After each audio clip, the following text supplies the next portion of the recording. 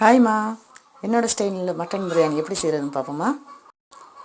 அதுக்கு பிரியாணிக்கு தேவையான எல்லாத்தையும் இந்த மாதிரி ரெடியாக எடுத்து வச்சுக்கிட்டு, அதுக்கப்புறம் இஞ்சி பூண்டு பேஸ்ட்டு மட்டும் கொஞ்சம் எக்ஸ்ட்ரா அரைச்சிக்கிட்டேன். அதை வந்து ஒரு பாக்ஸில் எடுத்து வச்சுக்கிட்டேன், வேறு ஏதாவது டிஷ்ஷு செய்கிறதுக்கு வேணும்னு சொல்லி. அடுத்தது தக்காளி, மல்லித்தலை, புதினாலாம் அரைச்சி தான் போட்டிருக்கேன். சில பேர் வதக்கி செய்வாங்க, நான் வந்து அரைச்சி தான் செஞ்சுருக்கேன் இன்றைக்கி. வதக்கி செஞ்சோம்னா அந்த மல்லித்தலை புதினாலாம் எடுத்து வேஸ்ட்டாக கீழே போட்டுடுறாங்க. அதுக்காக தான் நான் வந்து அரைச்சி தான் செய்வேன் எப்போயுமே. அப்புறம் பிரியாணி செய்கிறதுக்கு முன்னாடியே தயிர் வெங்காயம் ரெடி பண்ணி வச்சுக்கணும்.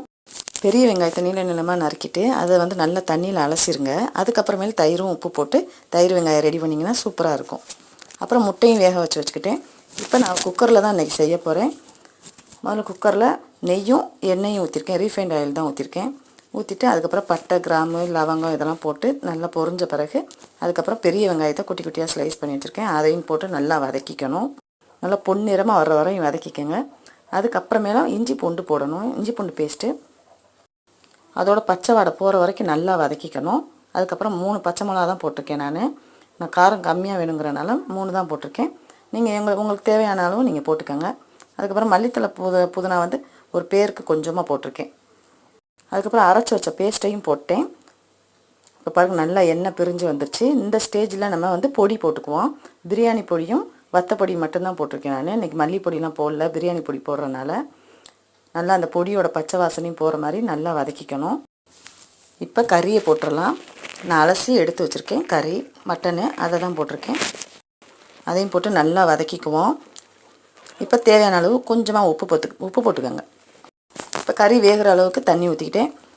இப்போ ஒரு 2 விசில் மட்டும் வேக வச்சு எடுத்துக்குவோம். மீத தண்ணியை கறி வெந்ததுக்கப்புறம் ஊற்றிக்கலாம். இப்போ மூடி வச்சாச்சு. இப்போ சவுண்டு இறங்கிருச்சுங்க. இப்போ திறந்து பார்ப்போம். இங்கே கறியெலாம் நல்லா வெந்துருச்சு, எண்ணெய் பிரிஞ்சு வந்துருச்சு. நல்லா சூப்பராக வாசனையாக இருக்குது, மணக்குது வீடே. இப்போது வேணுங்கிற அளவு தண்ணி ஊற்றிக்கோங்க. தண்ணி ஊற்றிட்டு தயிரும் ஊற்றிக்கணும். நான் 10 ரூபா பாக்கெட் அளவு தான் தயிர் ஊற்றிருக்கேன். அதுக்கப்புறம் ஒரு அரை லெமன் மட்டும் போட்டிருக்கேன். எலுமிச்சம்பழம் ஒரு பாதி போட்டால் போதும், இல்லைன்னா ரொம்ப புளிக்கும். இப்போ முட்டையும் உரித்து ரெடியாக எடுத்து வச்சிட்டேன்.